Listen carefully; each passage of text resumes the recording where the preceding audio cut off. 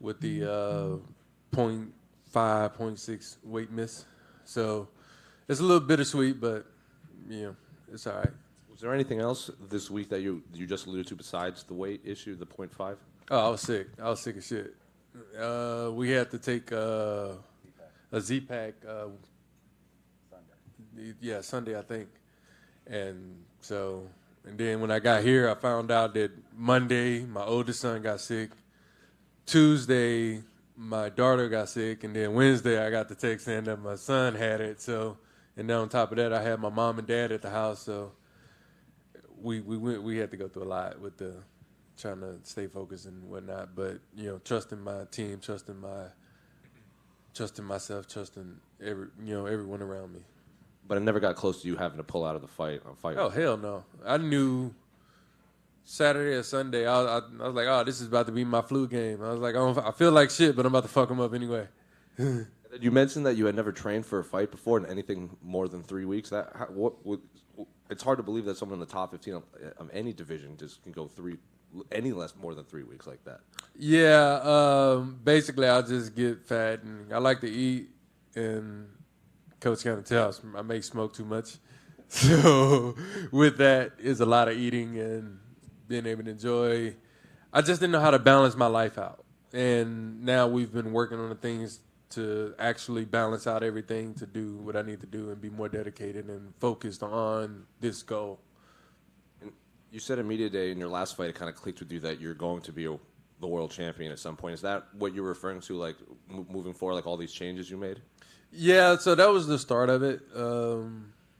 Being able to work on the mental side of things, and then that leading to me actually doing the physical side of things, because naturally I know I'm gifted, and that was always my downfall, which is I'm better than a lot of people, and I knew it, and I was like, what the fuck I need to work for? Yeah, that's stupid. So now we've actually been putting in work, And finally, for me, you've said in the past, like when asked about like game plan stuff, you let your coaches worry about that, and you just do what they tell you to do, and it works out. So this combination that put Dom away, that 1-2, is that what you had been planning for? No, that wasn't a 1-2. That was a 3-2, and it was the 3 that put him down. Coach was kind of screaming at me. He kind of cut through the noise at one point because I think I started to bang. I was like, I just need to touch him real quick so I can, And I felt myself rushing, and then Coach was kind of yelling at me, and I was like, all right, Coach, I'm good. I'm back. Let me slow down. So that's what I had to do. And then last one for me, what was the 0.5 issue? Like, you just get in. Man, you have a lot of last ones. That's last. It popped into my head. Okay. Is it the 0.5 thing that you're talking about? You don't get that extra time like most cities and states? Yeah, which is unfortunate. We could have made it. I was actually still sweating. We just ran out of time due to trying to cut weight and deal with mucus, and it was terrible, terrible dry heaving because I had nothing to throw up, and then the mucus being so thick, it was. I wouldn't wish that on nobody, man. Like it was terrible, but it happened the way it needed to happen, I guess. So we'll see what happens next. Like, we understand why we missed, and I know I put the work in. So my focus never shifted. I even told them then. I was like, all right, well, at least now I just got to slow down. I know I'm not going to get the bonus, so whatever. Ryan, right in front of you, Nolan. You talk about turning the corner here and kind of figuring everything out, and also that you kind of came to that realization that you're going to be a champion one day. I guess, how far away do you feel like you are from that? Kind of what's the roadmap to get there from here? What's your last name, man? King? I like that. I'm not far. I'm not far from being the king of this division. Well played, sir. Thank you, sir. Is there any names that you want next? Anybody maybe for a headlining bout or anything like that? I don't care. Like I said the other day, I'm not the shooter. I'm the bullet. Like, I want top 5, and 4, 3, 2, I don't want. Congrats, man. Ryan, just here, Louise. You said top 5 next, but I think there's a lot of the top 5 booked up already or out with injuries. I think the only person available was number 6, Jamal Hill. Would that be a matchup that would interest you? I want top 5, and 4, 3, 2, I don't want. And then we've got the title fight coming up soon with Yuri Prochazka and Glover Teixeira too. What do you think about that fight? How do you see that playing out? I don't know. I don't care. The winner's going to have something I want, and that's what I'm coming for. How do you see yourself matching up with either of those? Very well. Thank you. Just to clarify, right, Ryan in front, Kenny, how are you? My man, there it is. Thank you very much. So when you say 3 weeks, just to clarify, when you're talking about it's 3 weeks when you finally get down and focus on what it is. You said you were eating bad, you were still having some fun. This camp, you finally maybe cut that stuff out? Yeah, so basically what happened is I'll just get fat again after the fights and stuff, and we'll spend a long time trying to get down from too much, which is what I think Uriah always says it. But this time I had my nutritionist, Eric Pena, come in, and he was with me for 6 or 7 weeks or so.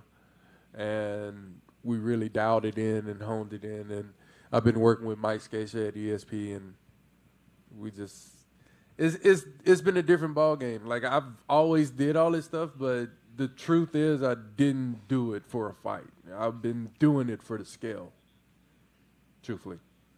Now that you see the results, I mean, this is good, right? Yeah. You like that, huh? That was nice. I was going to say, because even the guys at first, the commentary, when they're talking about it, they thought it was a hook. And then they looked and they said, no, that was a jab. They said it looked like he sort of turned it over at the end, so they were kind of giving it back. It was like a straight, there's a bunch of different ways to throw that hook, well, Roger Mayweather say most people don't know shit about boxing. There's more than one way to throw a certain type of punch, and that was one. And then last thing for me, and it will be the last one, not like the other. And shout out to Coach, by the way. He the one that kind of showed me that a long time ago. It's like a knuckle punch. And so with that, would you say that you put your name down as the strongest puncher there at Fortis MMA? I just want to start some beef with you and your teammates. Oh, they already know what it is. They already know. No, just kidding. No. Yeah, Jeff does hit hard. Jeff does hit hard, but, I'm captain for a reason. Congrats on the win. Mr. Spann, back here. What's your name, brother? David Potter with MMA Weekly. Here we go. Congratulations on the win, and I'm glad you and your family are okay. Your last fight was in May. Do you want to get right back in there, or do you want to just rest up, take it easy for a bit? I mean, this was a convincing win over a former title contender. Do you want to just get right back in there and continue on your momentum, or what's your game plan? Like she just pointed out, apparently some people are busy. So we'll see. I know my immediate goal now is to be back in the gym Monday. That's awesome. All I care about. We'll figure out the rest later and getting home tomorrow. Awesome. Congratulations, sir. Thank you so much. Ryan in the back here. Phil. It seemed from the first time you landed on Dom, it seemed to stun him a little bit. Did you feel that every single time you landed, like a knockout would be imminent pretty soon?